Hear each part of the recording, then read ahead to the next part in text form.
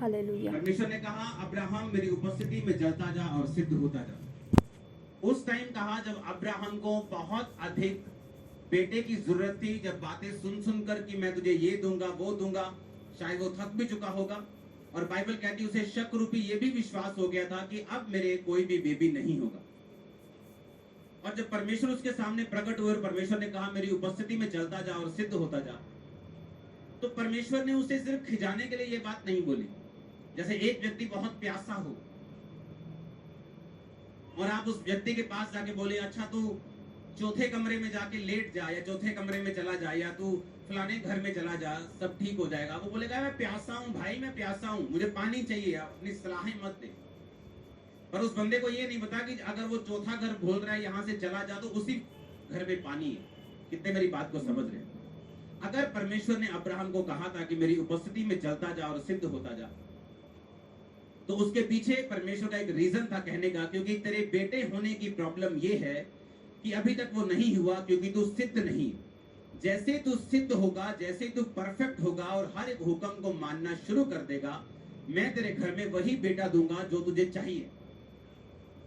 आज आपकी जरूरत हो सकता है फाइनेंस हो, आपकी जरूरत बंधनों से फ्री होना हो। इनका ताया उनकी टांगों को खींच रहे हैं, जब उनके रिश्तेदार उनकी टांगों को खींच रहे हैं, जॉइंट फैमिलीज एक दूसरे की टांगों को खींच रहे हैं। मैं देख रहा हूं बहुत से बंधनों को आपकी लाइफ में। ये भी एक बंधन है। याद रखो, जब आप बोलते परमेश्वर मुझे इस बंधन से आजाद कर, या मुझे मेरे बेटे को नशों से आजाद कर, या मुझे हीलिंग दे, या मुझे फाइनेंशियली ब्लेस कर, तो जब परमेश्वर आपको वचन देता है तो आप सोच सकते हैं कि नहीं नहीं, मैं तो इस विषय में परमेश्वर से मांग रहा हूं, परमेश्वर मुझे ये वाला वचन क्यों दे रहे हैं?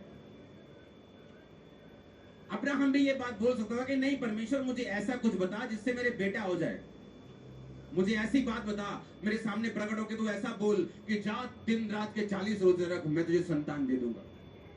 जा तू ऐसा कर, इतना ये कुछ कर दे, मैं तुझे संतान दे दूंगा। लेकिन जब परमेश्वर उसके सामने प्रकट हुआ, परमेश्वर ने कहा सिद्ध होता जा। अब उसे मालूम था कि सिद्धता वो किस बात में उसके जिंदगी में नहीं। जब परमेश्वर आपको कई बार बोलते हैं बी परफेक्ट, आपको मालूम होता है अच्छा आपको इसीलिए परमेश्वर ने बोला कि मेरी लाइफ में ये कमी है क्योंकि मैं शायद प्रेयर नहीं करता हूं। आपको आपकी कमी मालूम होती, हाँ ये मेरी कमजोरी है, ये मेरी प्रॉब्लम है, इसलिए परमेश्वर बोला। आपको मालूम होता है कि परमेश्वर आपको किस विषय में आपसे बात कर रहे हैं।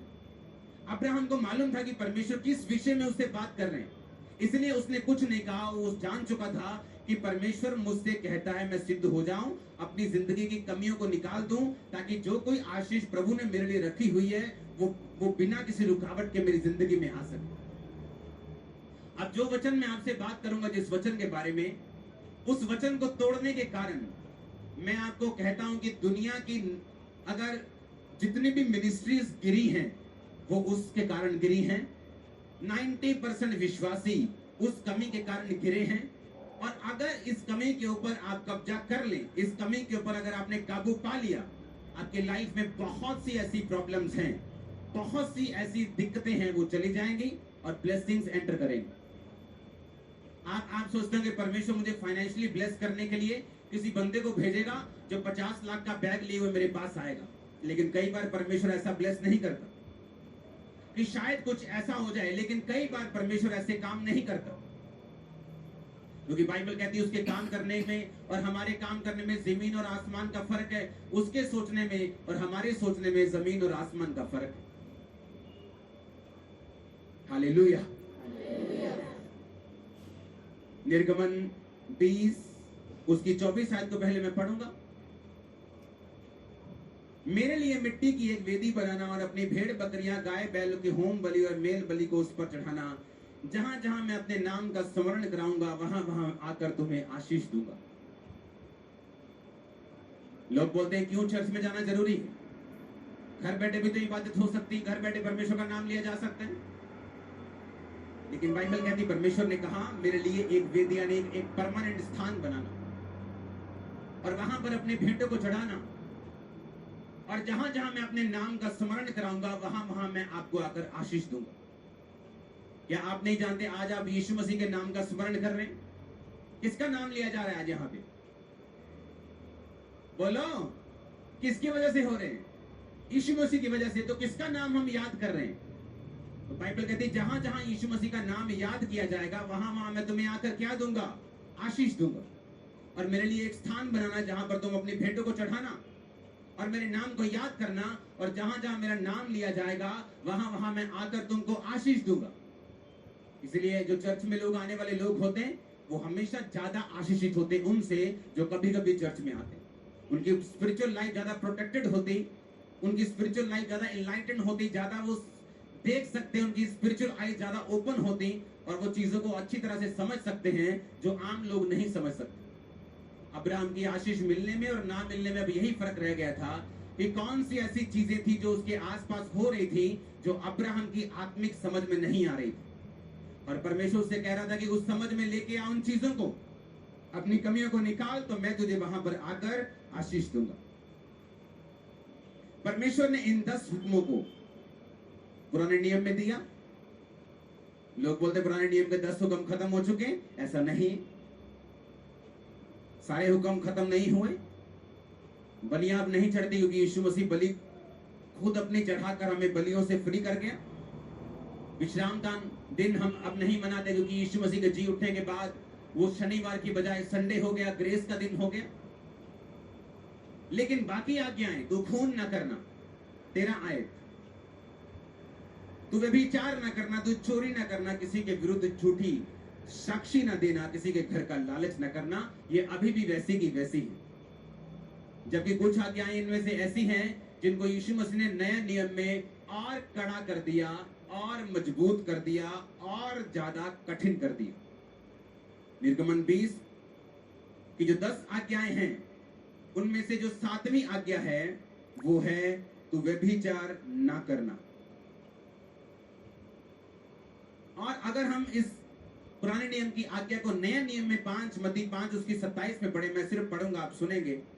तुम सुन चुके हो कि कहा गया था, कब कहा गया था? निर्गमन में, कि व्यभिचार ना करना, परंतु मैं तुमसे कहता हूं यदि कोई स्त्री पर कुदृष्टि गंदी निगाह डाले तो वह मन में उसके प्रति व्यभिचार कर चुका। यदि तेरी दाहिनी आंख तुझे ठोकर दे तो उसे निकाल कर फेंक दे, भला होगा कि तेरे अंगों में से एक नाश हो जाए और तेरा सारा शरीर नरक में ना डाला जाए। यह पुराने नियम की 7वीं आज्ञा थी, तू व्यभिचार ना करना। लिखा ये आज्ञा व्यभिचार को वर्जित करती, यानी उसको मनाही करती। अनैतिकता और कामुक पापों को ये बयान करती है कि एक व्यक्ति को अपने जीवन साथी से ही विश्वास योग्यता के साथ रहना चाहिए और उसको धोखा नहीं देना चाहिए, क्योंकि अविश्वास योग्यता और व्यभिचार परमेश्वर की दृष्टि में लिखा इतना घृणित है कि पूरी बाइबल इसके खिलाफ है। व्यभिचार, गंदी पिक्चर्स को देखना, गंदी वीडियोस को देखना, मन में गंदे विचारों को पालना, उन्हें सोचना और उनमें आगे बढ़ना। व्यभिचार इतना गंभीर पाप है कि परमेश्वर के वचन का यह अनादर करने के बराबर है और परमेश्वर की 10 आज्ञाओं में से एक और यीशु मसीह की मत्ती की आज्ञाओं को तोड़ने के बराबर है। बाइबल में जितने भी पाप हैं, बाइबल कहती है कि व्यभिचार एक ऐसा इकलौता पाप है जो आप अपने शरीर के खिलाफ करते हैं। लिखा व्यभिचार करने वाला व्यक्ति अपने शरीर के खिलाफ पाप करता है। और बाइबल कहती है अगर आप अपने शरीर को खिलाफ पाप करेंगे जहां पर पवित्र आत्मा रहता है तो परमेश्वर इसका दंड आपको देगा। दुनिया में बहुत सारी ऐसी घटनाएं हैं जहां पर लोग इस व्यभिचार के कारण मर गए, और अगर आप ध्यान लगाएं दुनिया में वो और ऐसी कितनी गंभीर बीमारियां हैं जो इस व्यभिचार के पाप की वजह से लोगों को लगती हैं। वो मानसिक, शारीरिक और पैसे की कमी की प्रॉब्लम उनकी लाइफ में सदा रहती है। व्यभिचार एक ऐसा पाप है, अगर ये आपकी लाइफ में रहे तो नीति वचन 5 उसकी 1 आयत से मैं पढ़ूंगा। हे मेरे पुत्र, मेरी बुद्धि की बातों की ओर ध्यान दे, मेरी समझ की बातों की ओर कान लगा, जिससे तेरा विवेक सुरक्षित बना रहे और तू ज्ञान के वचनों को थामे रहे। क्योंकि पराई औरत के होठों से मधु शहद टपकता है, उसकी बातें तेल से भी अधिक चिकनी हैं, लेकिन उसका परिणाम नाग दोना सा कड़वा और दो धारी तलवार सा पैना है।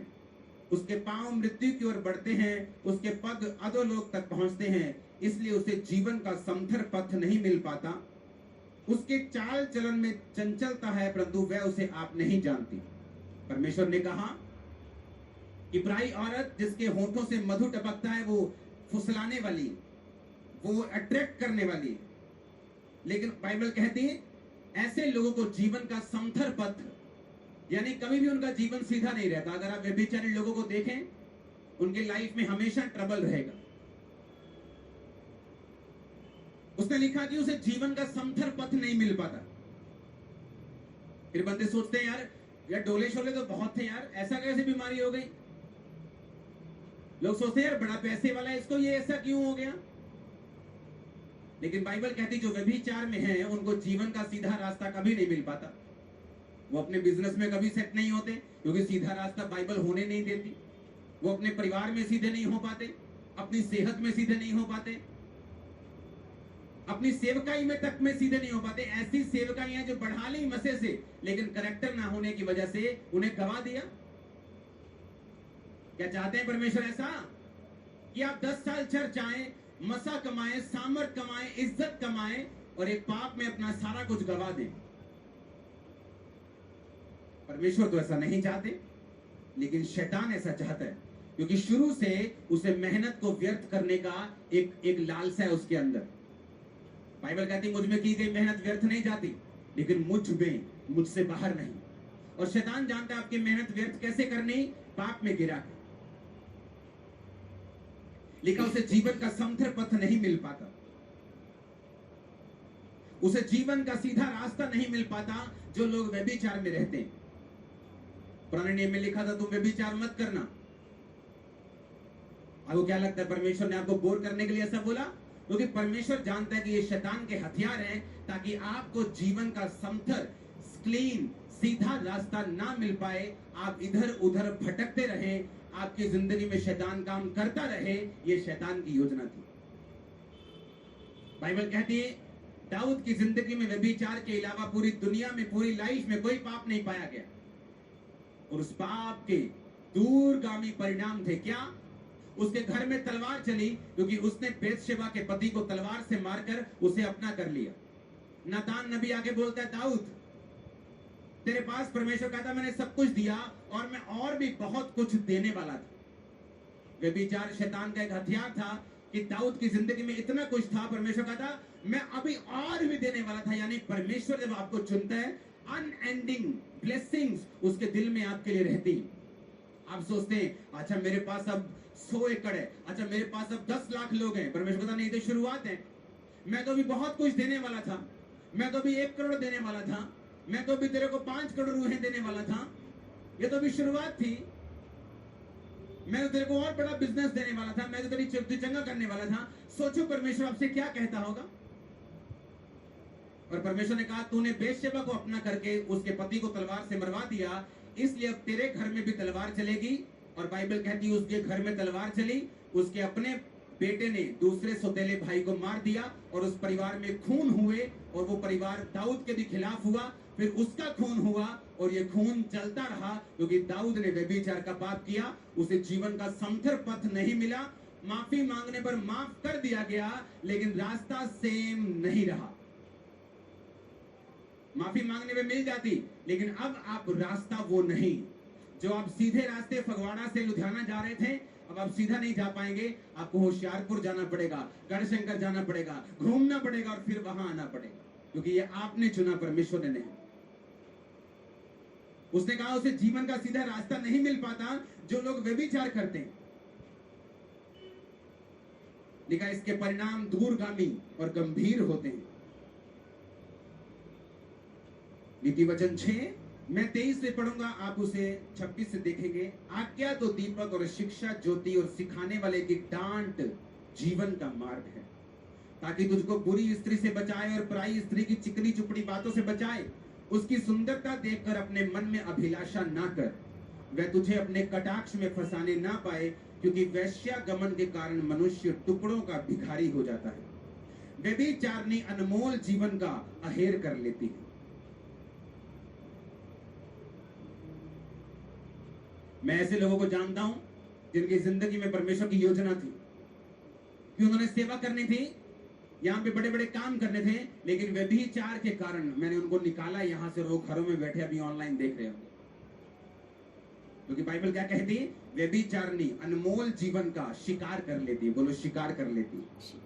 अहेर का मतलब होता है शिकार करना। कि जो व्यभिचारिणी, ये जो आत्मा है, अगर आप प्रकाशित वाक्य में देखें तो व्यभिचार की एक स्पिरिट है।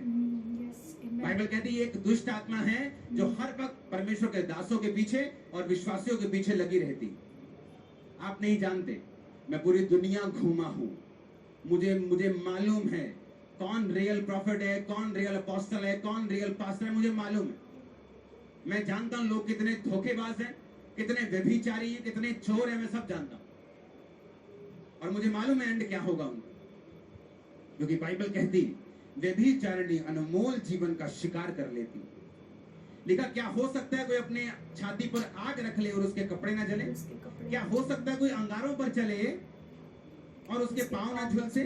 जो पराई स्त्री के पास जाता है वो ऐसा ही है, वरन जो कोई उसको छुएगा वो दंड से ना बचेगा। 32-33 आयत को मैं पढ़ूंगा। जो पर स्त्री गमन करता है वो निरा निर्बुद्धि है, वो अपने प्राणों को नष्ट करना चाहता है, वही ऐसा करता है। उसको घायल और अपमानित होना पड़ेगा और उसकी नाम धराई कभी ना मिटेगी। परमेश्वर ने कहा जो व्यभिचार करेंगे उसका असर क्या होगा? वो आपके मुंह को पकड़ने नहीं आएगा, तू मत कर, लेकिन उसने कहा तुम्हें घायल होना पड़ेगा, अपमानित होना पड़ेगा और तुम्हारी बेइज्जती जब तक तुम इस दुनिया में रहोगे कभी नहीं मिटेगी। इमेजिन कर सकते हैं, जब तक तुम इस दुनिया में रहोगे लास्ट टाइम तक वो बेइज्जती तुम्हें फॉलो करेगी। कभी तुम्हारे बच्चे से देगी, कभी तुम्हारे ताया से देगी, कभी तुम्हारे बिजनेस से देगी, हमेशा तुम्हारी इंसल्ट होती रहेगी जब तक तुम धरती पे रहोगे। और जैसे ही आप आज इस पाप की क्षमा मांगेंगे और दुनिया में दोबारा इसको ना करने का वायदा करेंगे, इज्जत आज से आपको फॉलो करेगी। आप चाहे क्रिश्चियन हो, चाहे नॉन क्रिश्चियन हो, चाहे नए हो चाहे पुराने हो, परमेश्वर सेकंड चांस देने वाला परमेश्वर। मजाक करते लोग अपनी जिंदगी के साथ, एक बार गिर गए, माफी मांग ली, फिर गिर गए, क्या ड्रामा चल रहा है? ये तुम्हारी जिंदगी नहीं है। तुम जोकर हो, स्पिरिचुअल जोकर हो तुम, और तुमने सर्कस चला रखी।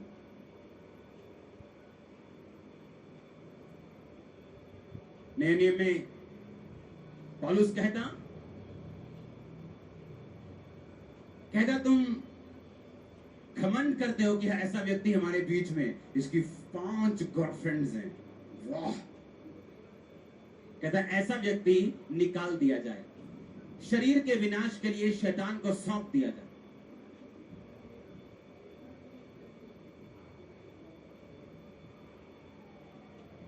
एक लड़की आई क्वायर में, मेरे से गलती हो गई, माफ कर दो, मैं प्रभु की सेवा चाहती हूँ। ठीक है, जो हो गया ठीक है, आ जाओ, ठीक है। 2-4 महीने में फिर उसी पाप में बोला अब नहीं रखूंगा क्वायर में, क्योंकि अब ये जानबूझ के गलती और आउट करना पड़ा। क्योंकि ये एक ऐसा पाप है जो आपकी फायर को खत्म कर देगा, लाइफ का समथर पथ आपको लेने नहीं देगा, अनमोल जीवन का शिकार कर लेगा, और लिखा घायल होना पड़ेगा, अपमानित होना पड़ेगा और नाम धराई कभी नहीं मिटेगी। दाऊद इस दुनिया में जब तक रहा, उस पाप के बाद उस पाप ने उसका पीछा किया, उसको माफी मिल गई, परमेश्वर ने उसको साथ दे दिया अपना, पर बाइबल कहती उसके लाइफ के एंड टाइम तक उसके बेटे, उसके कई बेटे उसके खिलाफ रहे, सुलेमान के भी खिलाफ रहे। कितने मेरी बात को समझ रहे हैं? और जब इस तरह की पवित्रताएं हमारी जिंदगी में फॉलो करती है, और अगर हम अनमैरिड हैं, हम मैरिज का वेट करेंगे। अगर मैरिड हैं तो मैरिज में ईमानदार रहेंगे अपने पार्टनर से, तो समझ लो आपके फिर गुड डेज, बेस्ट डेज शुरू हो चुके हैं।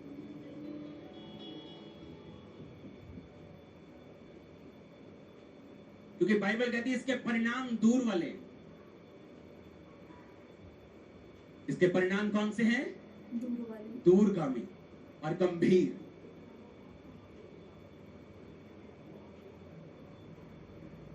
मैं ऐसे लोगों को जानता हूं जिन 40 साल से क्रिश्चियन हैं, लेकिन अगर आप उनके घरों में चले जाएं और उनके पड़ोसियों के पास चले जाएं, अविश्वासी और विश्वासियों में कोई फर्क नहीं नजर आएगा।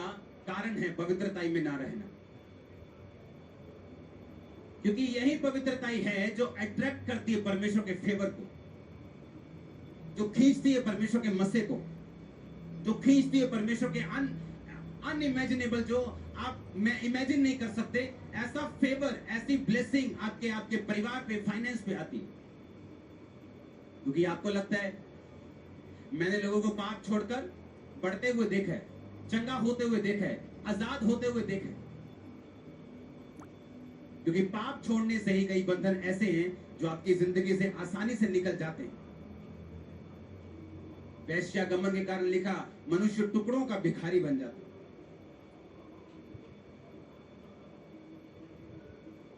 बाइबल कहती, पर स्त्री गमन करने वाले, जादू करने वाले, टोना करने वाले, व्यभिचार करने वाले परमेश्वर के राज्य के वारिस नहीं होंगे। अगर जिंदगी में लंबा जाना है तो आपको इस तरह की पवित्रताएं अपनी जिंदगी में फॉलो करनी पड़ेगी। अपने पड़ोसी को बोलो पवित्र बन, पवित्र बन।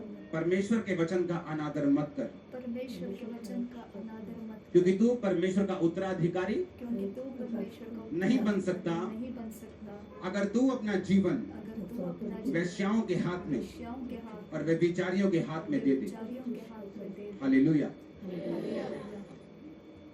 उसने कहा व्यभिचारिणी अनमोल जीवन का शिकार कर लेती। आप चाहते हैं आपका अनमोल जीवन शिकार हो? क्योंकि लोगों को यह मालूम नहीं होता उनकी जिंदगी में परमेश्वर की कितनी बड़ी योजना है। परमेश्वर ने किस काम के लिए उनको अपने पास बुलाया। अगर उसने आपको अपने पास बुलाया, उसने आपको कोई टेस्टिमनी देनी, गवाही देनी, आपको ऊंचा करना है, आपके रिश्तेदारों को आपके जरिए बचाना है। वो तभी बचा पाएगा अगर वो आपकी लाइफ में प्रूफ करेगा कि वो जीवित परमेश्वर है। पर ऐसा कैसे होगा? आपको मदद करनी पड़ेगी परमेश्वर की, आपको कॉपरेट करना पड़ेगा परमेश्वर के साथ, आपको उसके वचन पे चलना पड़ेगा ताकि आप सिद्ध हो सके और परमेश्वर आसमान की खिड़कियां और दरवाजे खोलकर आप पर आशीष की बारिश कर सके और लोग ये देखकर जान सके कि सचमुच ये वही व्यक्ति से परमेश्वर ने बढ़ाया। आपका चरित्र आपके लिए सबसे बड़ी प्रोफेसी। आप मुझे अपना चरित्र बताओ, मैं आपको आपका फ्यूचर बता सकता हूं। आपका कैरेक्टर आपकी सबसे बड़ी प्रोफेसी, आपका चरित्र आपकी सबसे बड़ी प्रोफेसी। बाइबल कहती, याकूब जब अपने बेटों को आशीर्वाद देने लगा तो सब बेटों को बुलाया और उनके चरित्र के हिसाब से उनको प्रोफेटिक वर्ड्स दिए। जो कुछ उन्होंने पास में किया उसका असर हुआ, चाहे अच्छा किया तो अच्छा, बुरा किया तो बुरा। परमेश्वर माफ करने वाला परमेश्वर है। इसका मतलब यह नहीं कि आप बार बार गुनाह करें। वो माफ करने वाला परमेश्वर है। इसकी गंभीरता को समझते हुए, इसकी वैल्यू को समझते हुए आगे से हम पाप ना करें। बाइबल कहती, इमेजिन करो एक 18 साल का लड़का, एक 17 साल की लड़की, बॉयफ्रेंड गर्लफ्रेंड है आपस में, और यही वो टाइम था जब परमेश्वर ने गाइड करना था कि बेटा तू इधर जा, तू इंजीनियर नहीं बनेगा, तू सीए में जाएगा, तू अकाउंटेंट बनेगा, क्योंकि तेरी प्लानिंग, प्रभु की मेरी प्लानिंग तेरी जिंदगी में ये है। पर वो किसी से प्रभावित है, वो उसे लगता है कि मैं इंजीनियर बन जाऊंगा और मैं सीधा गूगल में जाऊंगा जॉब करने के लिए, लेकिन इसके लिए वो चुना नहीं गया। मालूम कैसे हो? मालूम तब होगा जब परमेश्वर से बात करेंगे। लेकिन उसी टाइम पे जब परमेश्वर ने बात करनी थी, शैतान को मालूम है कि परमेश्वर इससे बात करेंगे और अगर मैं इसके पाप में फंसा के इसके कानों को मोटा कर दूंगा तो ये परमेश्वर की बात को सुन नहीं पाएगा। और इसलिए बाइबल कहती, व्यभिचारिणी अनमोल जीवन का अहेर कर लेती। अब वो बंदा क्या कर रहा है? इंजीनियरिंग कर रहा है, मार्क्स भी अच्छे आ रहे हैं, लेकिन फिर भी लाइफ में ब्लेसिंग नहीं। क्यों? क्योंकि वो बना नहीं है उस काम के लिए, वो बना है किसी और काम के लिए। और वो बताएगा कौन? बताएगा परमेश्वर का आत्मा। वो बताएगा कब? जब हम सिद्धता में चलेंगे और परमेश्वर के वचन को तोड़ेंगे नहीं। इमेजिन करो, शादी करनी है 30 साल में, 18 साल में उस बॉयफ्रेंड की जरूरत क्या है? वो 12 साल तुम उसके भाई बन के रहोगे, जिथे आएगी उथे जाना, ट्यूशन से चली गई हैं, अच्छा घर आ गई हैं, अच्छा रोटी खा ली है, पानी पी लिया, क्या ड्रामा लगाया हुआ है? अब तेरे बनने का टाइम और शैतान तुझे बिगाड़ रहा है। और जब तब बन गए और जब मैरिज का टाइम होगा, परमेश्वर उस हिसाब से तुम्हें आपका पार्टनर देगा जो उस विजन को आगे लेके जाएगा, बल्कि पीछे खींचने वाला नहीं होगा। हर एक चीज टाइम पर अच्छी लगती है। जिस दिन आपने घर की नींव डाली थी, उसी दिन फ्रिज ले आओ और घर के बाहर खड़ा कर दो और बहस करो, फ्रिज नहीं चाहिए क्या? पाजी चाहिए नहीं फ्रिज, ठंडा पानी नहीं पीना ही। उसी दिन घर के बाहर एसी लगा दो, बोलो ले चाहिए नहीं एसी, करनी गर्मी है। पहले घर तो बनाओ, एसी लगाने का टाइम आएगा वो भी लगेगा ना। जब फ्रिज लगाने का टाइम आया लग जाएगा। नारळ पाणी पीते? घर बना नहीं, लेकिन एसी फ्रिज खरीद लिया, और जब तक घर बनेगा उसकी कबाड़ हालत हो चुकी होगी, धूप में रह रहे। आपको क्या चाहिए? आपको क्या लगता है परमेश्वर से ज्यादा मालूम है आपको? और कब चाहिए? क्या आपको लगता है परमेश्वर से ज्यादा मालूम है आपको? आपको कब चाहिए और कितना चाहिए और कौन सा चाहिए, वो राइट टाइम पर आपको देगा। आदम ने नहीं कहा मैं बड़ा कल्ला हूं, प्रभु कुछ सोचता क्यों नहीं तू? वो काम कर रहा था जो परमेश्वर ने ठहराया। और बाइबल कहती है परमेश्वर ने देखा आदम मेरा काम कर रहा है, मैं इसके लिए सहायक बनाऊं। जब वो आपको देखेगा पवित्रताई में चलते, वो जान लेगा मुझे इसे बिजनेस देना जरूरी है। वो जान लेगा मुझे कौन सी बात कब देनी है। सब बात टाइम पर आएंगे यीशु मसीह के नाम में, अगर आमीन हो जाए। चल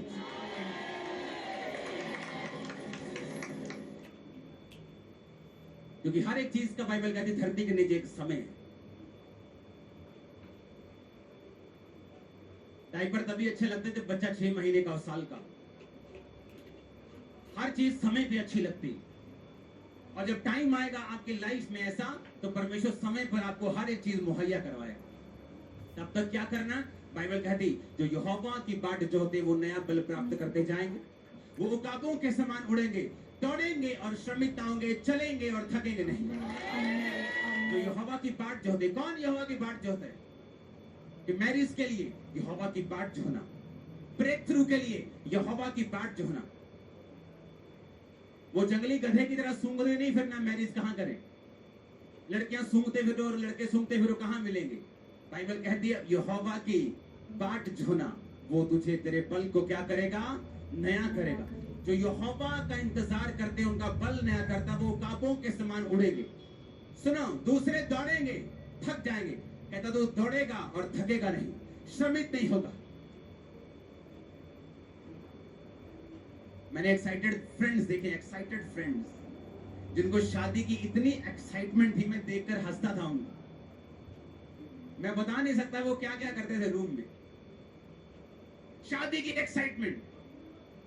शादी के 1 साल बाद ऐसा क्या बोलते हैं, ऐसा उनको खत्म हुए हैं ना, फिनिश हुए हैं ना, वो शक्ल दिखाने जैसे भी नहीं। परमेश्वर जानता है आपको क्या देना है और कब देना है और कितना देना है। उसकी बाट को जोहना, वो सेवकाई हो, वो बिजनेस हो, वो आपकी पर्सनल लाइफ हो, इंतजार को करना, प्रेयर के साथ आगे बढ़ना, जिंदगी का टेस्ट चेंज हो जाएगा। आप देखना कैसा क्या क्या होता है। और जब शैतानी डिस्ट्रैक्शन को हम अलाउ करते हैं, हम फालतू की फाइट्स को भी अलाउ करते हैं। वो फाइट्स परमेश्वर ने हमें नहीं दी, वो हमने खुद खरीदी, वो हमने खुद कमाई है, वो परमेश्वर के वचन को तोड़कर हमने खुद देखी।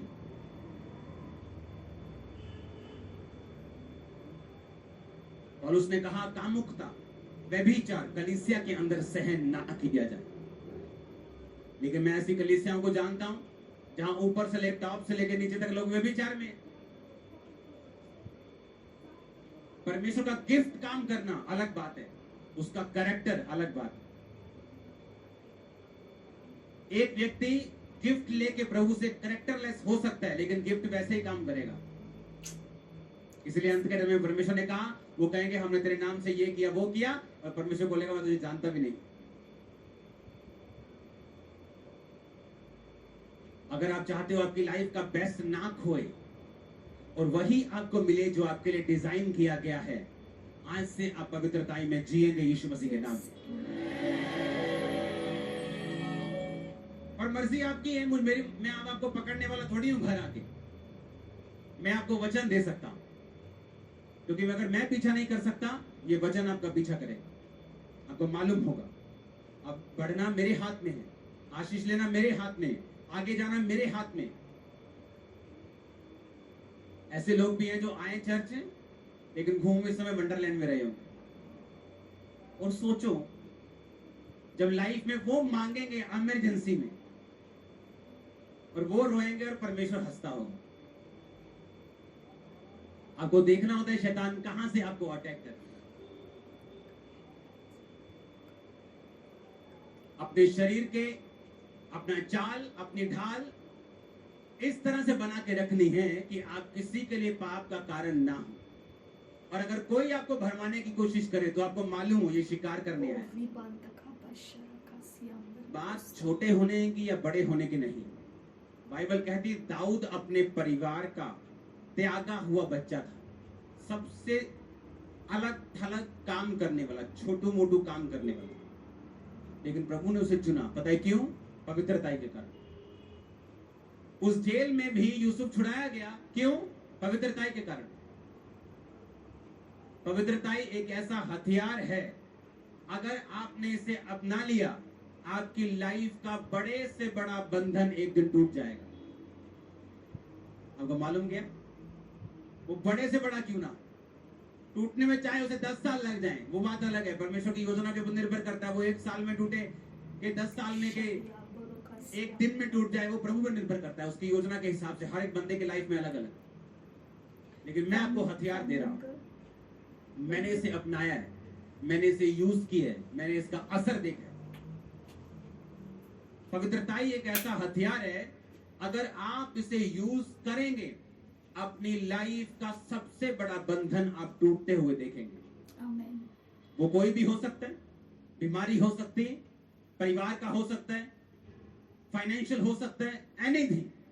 वो नाम ले लो क्या है। अगर आप चाहते हो कि शैतान आपका शिकार ना करे, आपको इस पाप से दूर रहना होगा। दिमागी व्यभिचार, फोटोज, वीडियोस, मन की इच्छाएं, लिखा जब मन की इच्छाओं को सेकते हैं तो वो पाप को जन्म देती है। हालेलुया। जैसे ये विचार आए, इसको डांट दो और ध्यान दूसरी ओर कर लो। आपको मन में आपको कंट्रोल रखना होगा, उस पवित्रताई को बना के रखना होगा। हेवन आपके लिए, ये जो नीचे वाला हेवन, यानी ये जो आसमान आप देख रहे हो ना, ये छोटा पड़ जाएगा आप लोगों के लिए। अपने हाथों को उठाओ। Thank you Jesus, thank you Jesus, thank you Jesus, thank you Jesus. मैं इस वचन पे विश्वास करता हूँ, मैं इस वचन पर विश्वास करती हूँ। इस पवित्रताई को बना के रखूंगा, इस पवित्रताई को बनाए रखूंगा। मैं इस वचन पे विश्वास करता हूँ, मैं इस वचन को विश्वास करती हूँ। मैं तेरे वचनों के ऊपर चलूंगा। मैं तेरे वचनों के ऊपर उठाओ अपने हाथों को, अंगीकार करो। अगले 5 मिनट यीशु मसीह के सामर्थी नाम में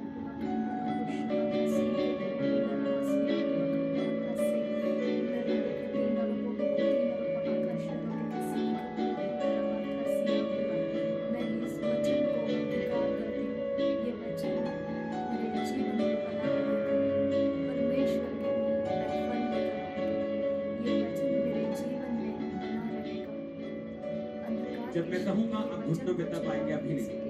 अपने हाथों को उठाओ।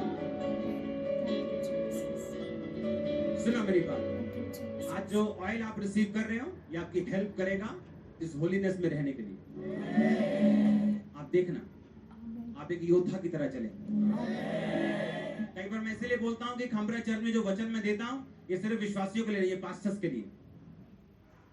ये स्ट्रॉन्ग है थोड़ा, लेकिन स्ट्रॉन्ग डाइट लेने वाले बच्चे, पंजाबी कहते ना पहलवान ही बनना फिर।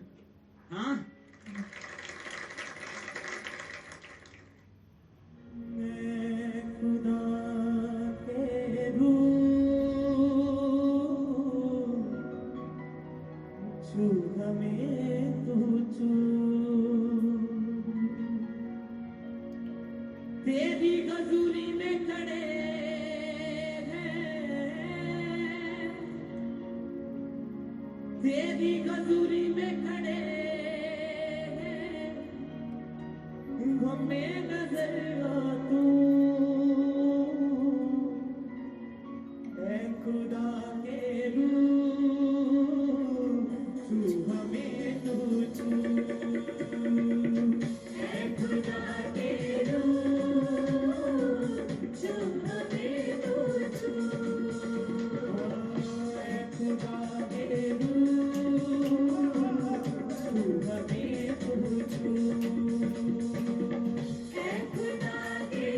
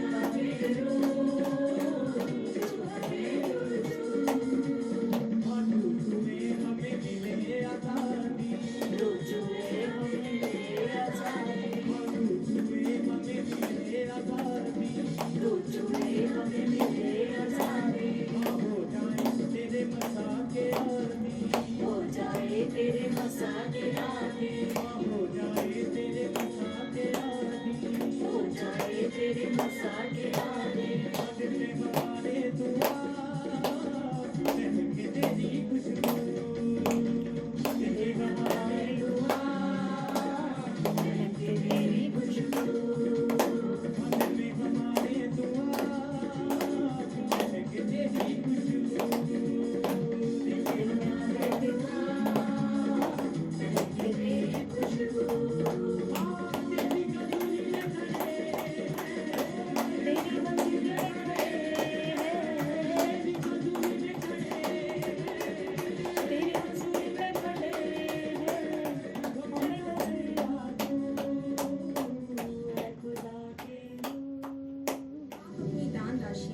बैंक के द्वारा भी हमें भेज सकते हैं।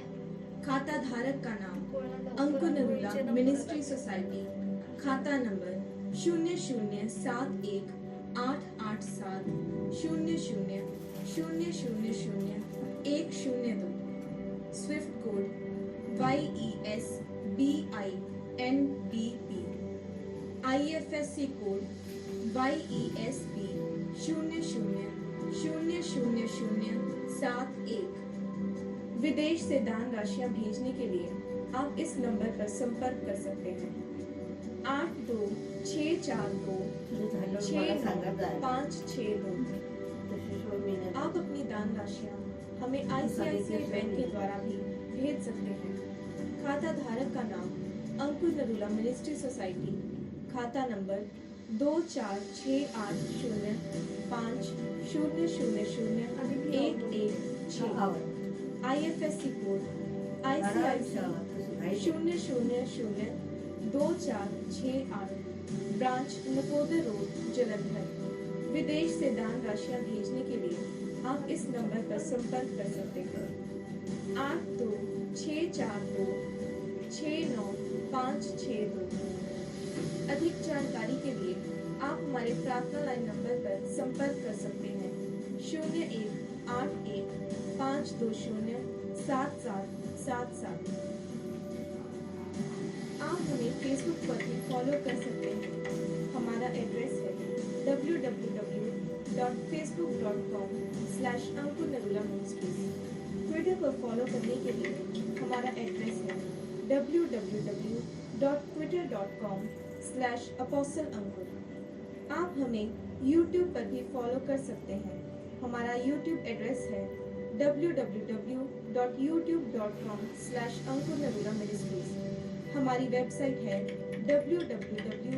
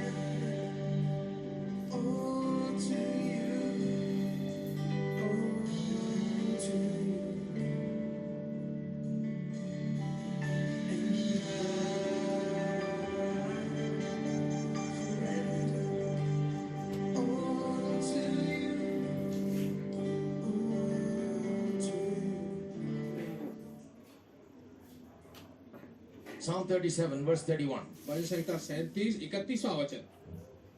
The law of his God is in his heart, none of his steps shall slide. उसके परमेश्वर की व्यवस्था उसके हृदय में बनी रहती है, उसके पैर नहीं फिसलते।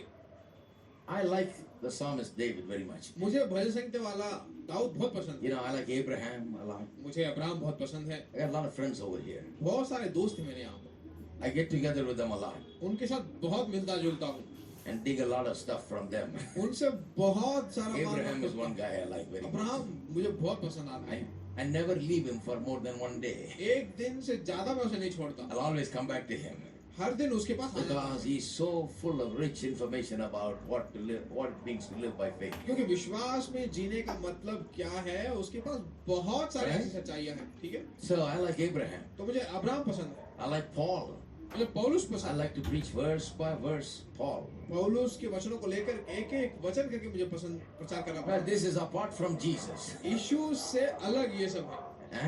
Paul I like very much. पौलुस मुझे बहुत पसंद है। And then I like David उसके बाद मुझे दाऊद बहुत पसंद है, because he's the one that slew the giant. क्योंकि वही जो है राक्षस को मार डालता है। I like him because he was a 16, 17-year-old boy who was taking care of a few sheep.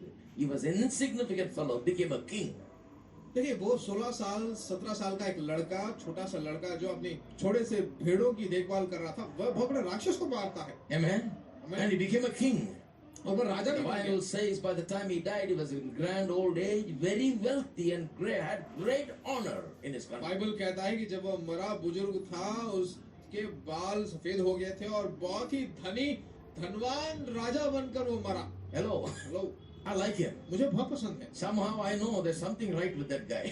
कभी मुझे मालूम चला कि उसके पास कोई सही बात थी। And if you read the book of Psalms, you'll find, for example, in Psalm 119, another Psalm, he says a lot of things about the Word of God and how to keep it in the heart. उसके भजन संहिता 91 जब पढ़ते हैं तो उसके परमेश्वर के बारे में हम देखते हैं कितनी भली बातें उसके पास थी, कितने सही बातें उसके पास थी, बहुत सारे उससे सीख सकते In हैं। many other Psalms also. और बहुत सारे भजन संहिताओं में भी Talks about the Word of God. परमेश्वर के वचन के बारे में बात करती है। Now I have an idea why such a poor fellow, he said, when they asked him to marry the king's daughter, he said, I'm a poor man. How can I marry the king's daughter?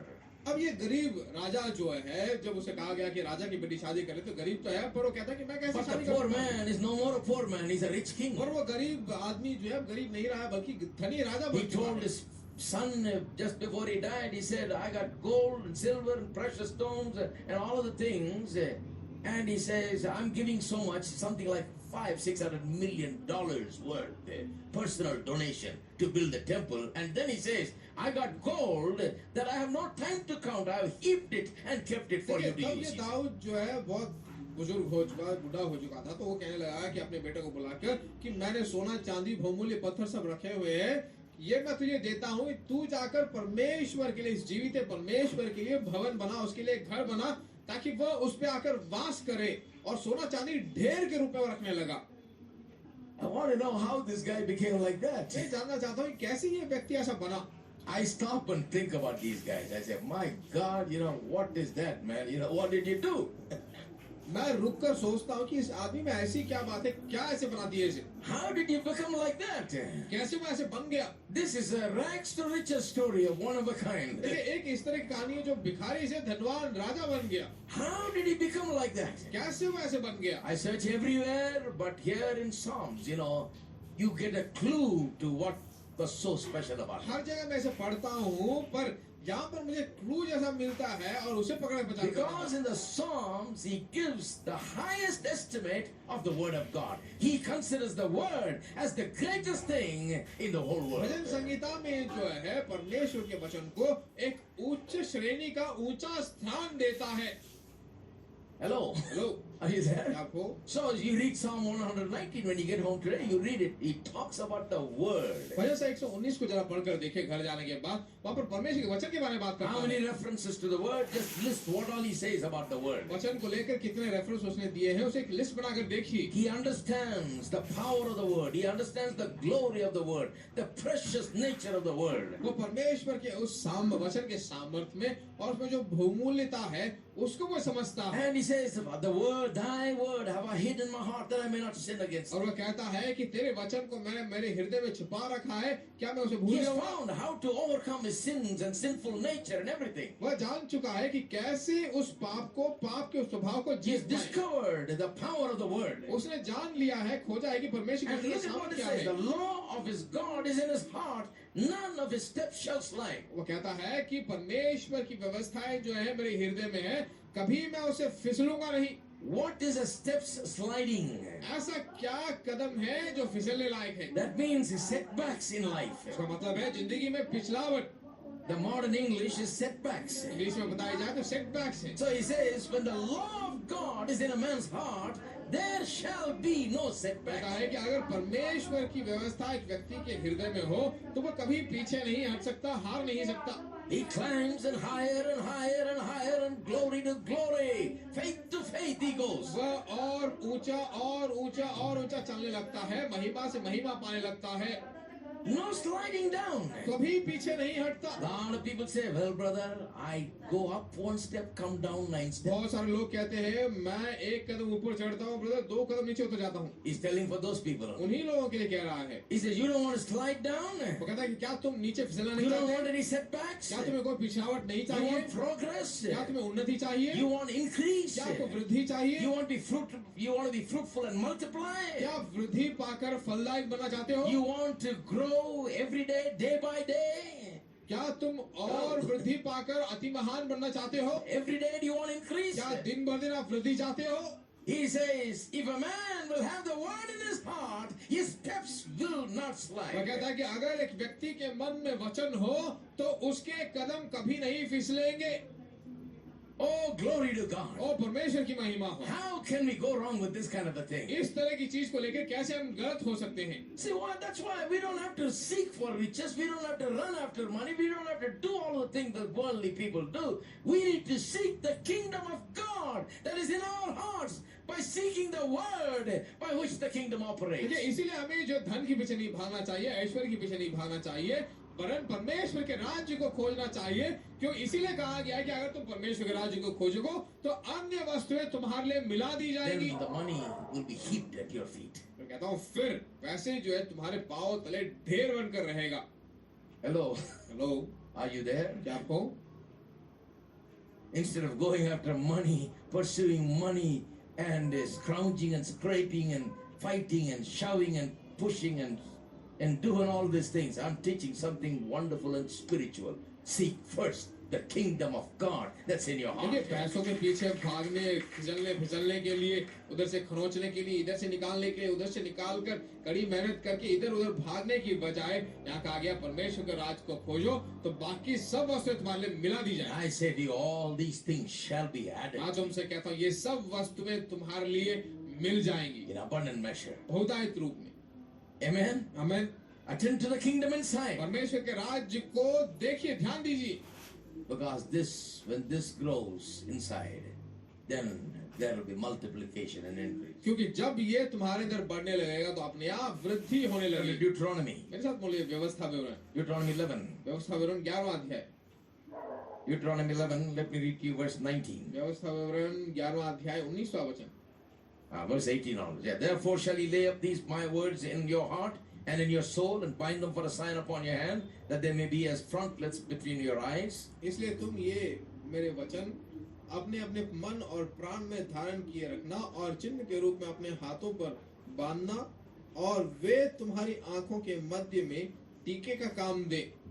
And ye shall teach them your children, speaking of them when thou sittest in thine house, and when thou walkest by the way, when thou liest down, and when thou risest up. और तुम घर में बैठे, मार्ग पर चलते, लेटते उठते इनकी चर्चा करके अपने बच्चों को सिखाया करना।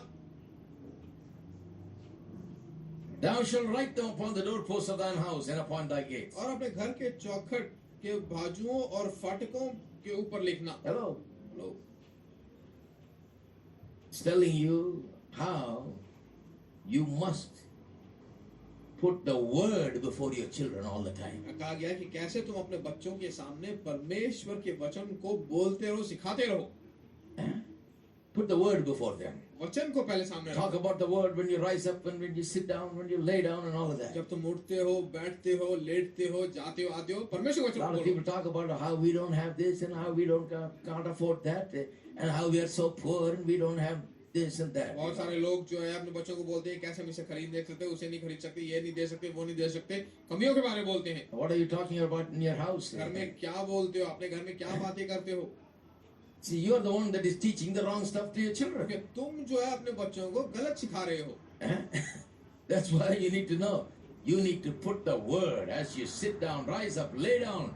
And as they look at the walls of your house, they must remember the wonderful promises of God. It must go deep in their इसीलिए hearts. तुम्हें जो है तुम्हारे घर में उठते बैठते बच्चों को तुम्हें सिखाना है, परमेश्वर के अद्भुत सी बातों को सिखाना है। Speak about the word. वचन के बारे में बात करो। And I'll tell you, they will never lack any good और thing. मैं तुमसे कहता हूँ किसी भले काम के लिए वे कभी कमी महसूस नहीं करेंगे If you just train them in the word. अगर तुम उन्हें वचन में प्रशिक्षण दो, If you fill them with the word. अगर वचन से उन्हें भरो, When they grow up, they will never lack any good way thing. जब बड़े हो गए तो किसी भले काम के लिए कमी नहीं महसूस करेंगे। Turn to Job. अय्यूब के लिए मोड़ लीजिए, Job 22. अय्यूब 22वां अध्याय Let me read to you verse 21 and 22. और 21 और 22 वचन पढ़ता हूँ। Acquaint now thyself with him and be at peace, thereby good shall come unto thee. उससे मेल मिलाप कर, तब तुझे शांति मिलेगी, इससे तेरी भलाई होगी। Receive, I pray thee, the law from his mouth and lay up his words in thine heart. उसके मुंह से शिक्षा सुन ले और उसके वचन से अपने मन में रख। My goodness, what a good advice. देखिए कितना अच्छा एडवाइस है यहाँ पर। He says, receive the law, that is the word of God from his mouth, and lay them up in your heart. कहा गया कि मुंह से शिक्षा सुन ले, परमेश्वर के वचन को सुन ले, तब उसे अपने मन में रख। He says, everything will be all right if you do that. लेकिन तुम इसे करोगे तो सब कुछ ठीक हो जाएगा। Get the word inside of you. वचन को अपने अंदर रखो। John's Gospel, chapter 15, verse 7. यूहन्ना 15वां अध्याय 7वां वचन Says, if you abide in me and my word abides in you, ask whatever you will, it will be done unto you. कहा गया कि यदि तुम मुझ में बने रहो और मेरा वचन तुम में बना रहे तो जो चाहो मांगो वह तुम्हें मिल जाएगा। Get the word in you, you can get anything. वचन को अपने अंदर पालो, जो चाहो मिल जाएगा।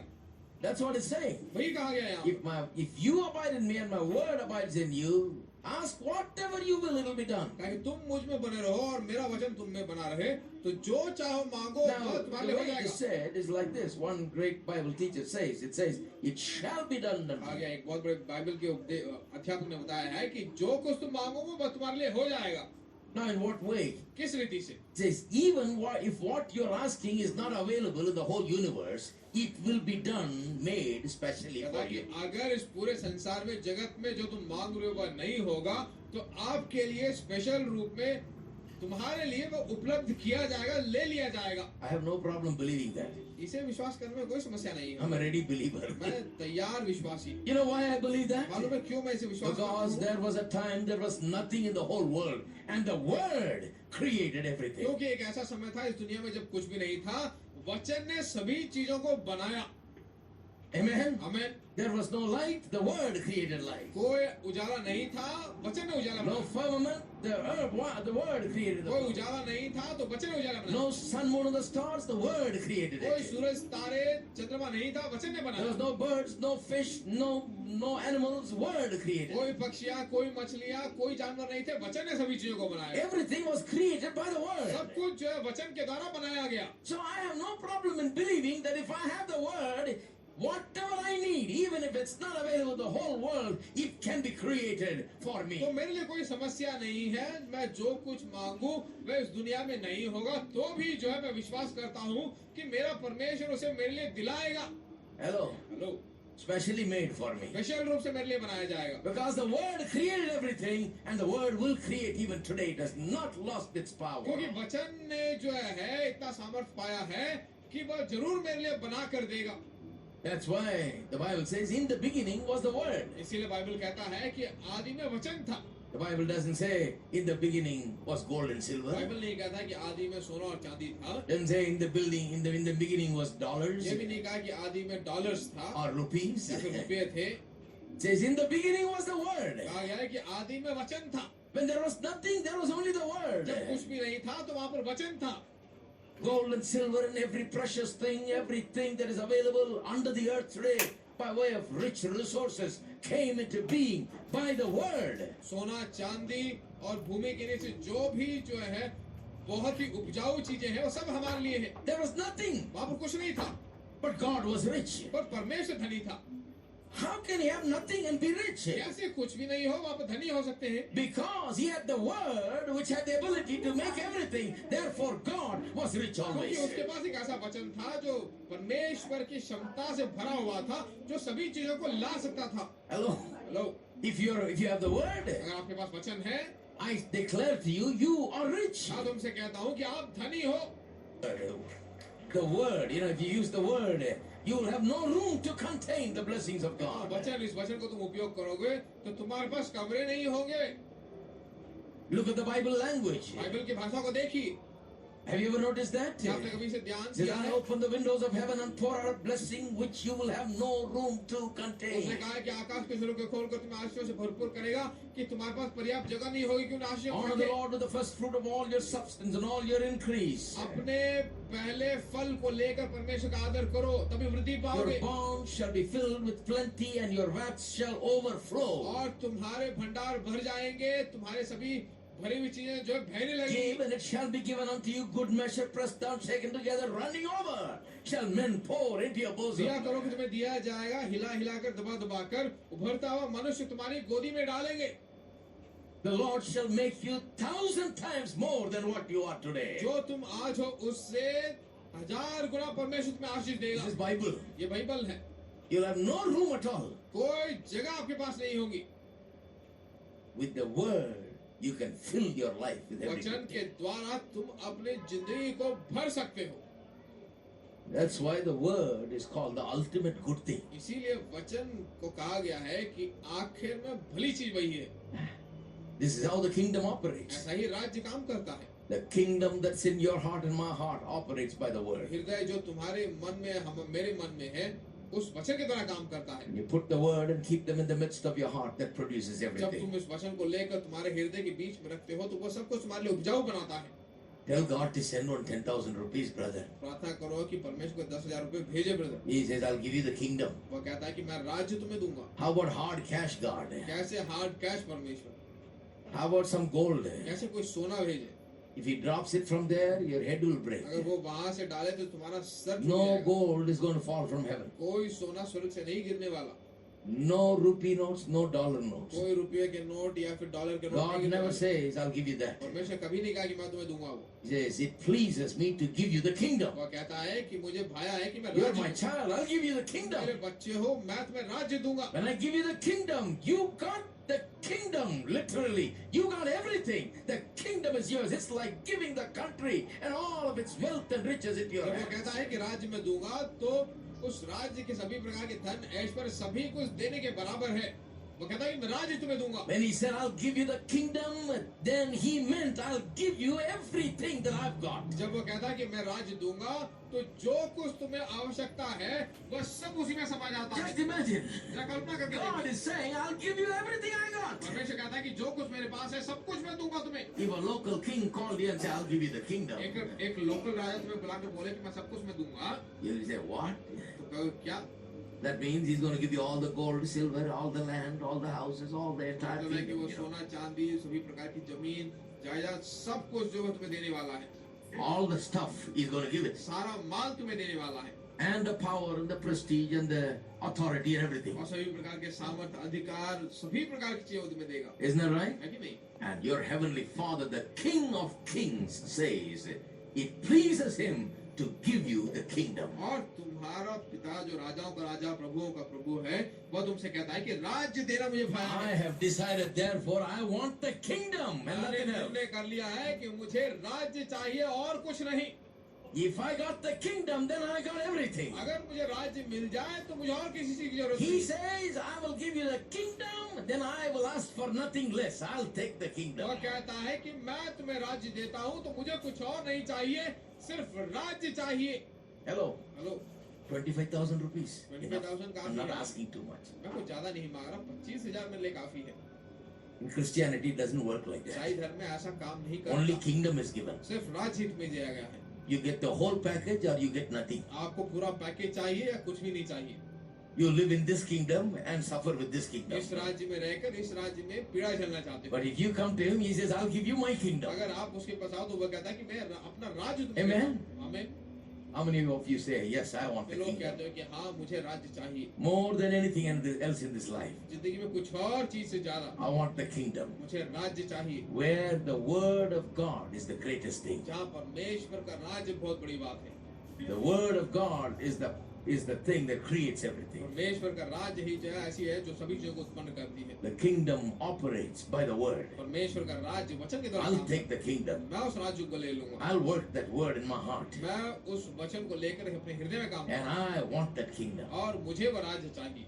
I want that kingdom in my heart. मुझे वह राज्य मेरे हृदय में चाहिए। And I want to pay attention to that kingdom. मैं उस राज्य पे ध्यान I'm दूंगा। not worried about what's happening here. जो यहाँ पर हो रहा है मैं उसे लेकर चिंता I'm नहीं not worried about the future. मैं भविष्य को लेकर चिंता Not नहीं worried about what I'll eat, what I'll drink, क्या मैं and what खाऊंगा I'll be क्या clothed पीऊंगा और with. क्या पहनूंगा इसको लेकर मुझे किसी तरह की Only चिंता people नहीं है। that don't have this kingdom have to worry about जो लोग इस that. राज्य में नहीं है उन्हीं लोगों को चिंता करने की जरूरत है। I seek the kingdom मैं परमेश्वर के राज्य को खोजता that's हूँ। inside of me, वो मेरे अंदर है and I'll have everything. और मैं सब कुछ पाऊंगा। And so will you. और आप भी ऐसे ही हैं। Shall we all stand आप together? सब खड़े जाते हैं।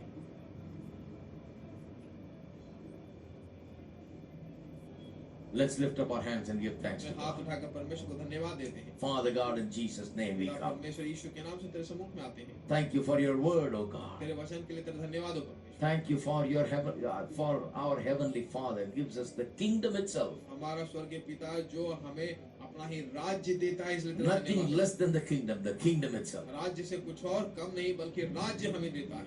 Everything that He has, जो He gives to कुछ us. उसके पास है वो हमें देता है।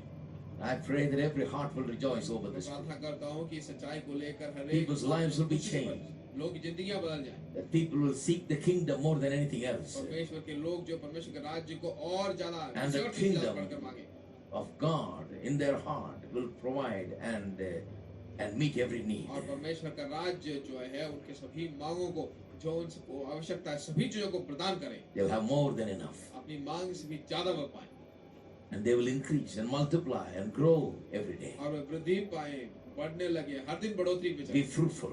फलदायक बन Be blessed and be a blessing. आशीष बनकर आशीष का कारण बनकर रहे In Jesus' name. यीशु के नाम से Now may the grace of our Lord Jesus Christ, आओ हमारे यीशु मसीह का the अनुग्रह love of the पिता Father, का प्रेम the fellowship of the Holy Spirit पवित्र आत्मा का मेल मिला abide with each and every one of us for now and forevermore. अब और सदा के लिए हम सबके साथ बने रहे। In your presence, there is fullness of joy. At your right hand, there are pleasures evermore. So welcome, it is your favor, Lord.